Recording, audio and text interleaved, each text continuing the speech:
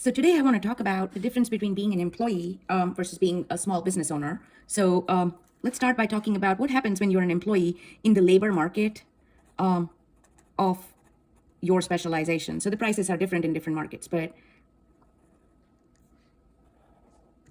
now, say in the market that you're in with your specialization, your average cost curve, and this includes the things that you have to do to get to your job, take care of your kids, find daycare, etc.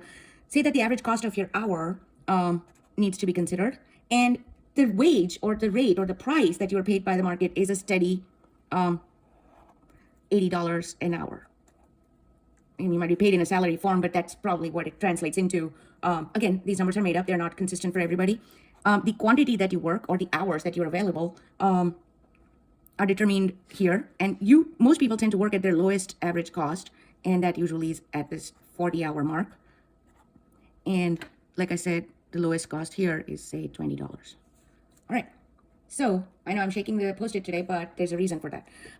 Now, let's look at what happens when you think about starting your own business or are a solopreneur. So let's move to this side and say niche market.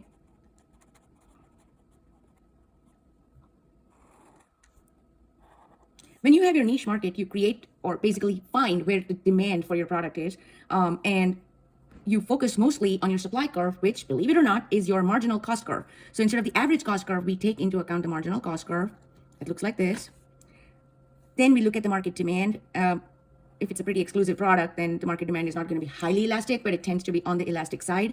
And here's something that I don't want to get into technical details, but the slope of the marginal revenue falls here. So marginal revenue is the revenue that you get for each additional hour that you sell.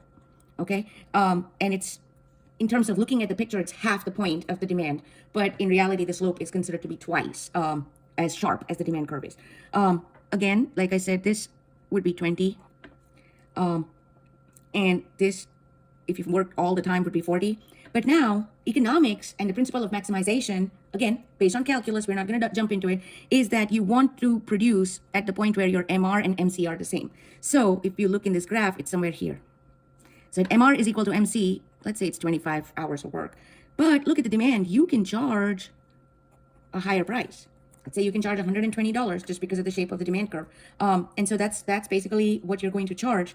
Now, how do we see if this is profitable or not? Well, let's go back here and zoom, right? Now you can see them next to each other. And here, the total cost is equal to, now for total cost, we're going to look at this bracket right here. And in this case, also, we're going to do the same thing. So the total cost for the labor market for you, in your case, would be 40 times 20, which is equal to 800. And as a solopreneur or as a small business owner, it is 25 by 20, which is equal to 500. Total revenues in this case are given by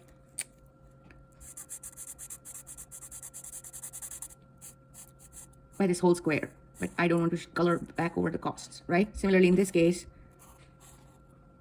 the total revenues are given by, so in this case, the total revenues would be 40 multiplied by 80, which is equal to 3,200. And in this case, it would be 25 multiplied by 120, which is equal to 3,000.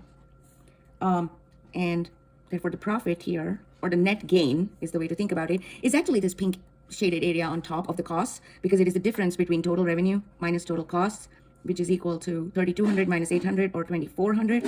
And in this case, the profit is also TR minus TC, which is equal to 3,000 minus 2,500.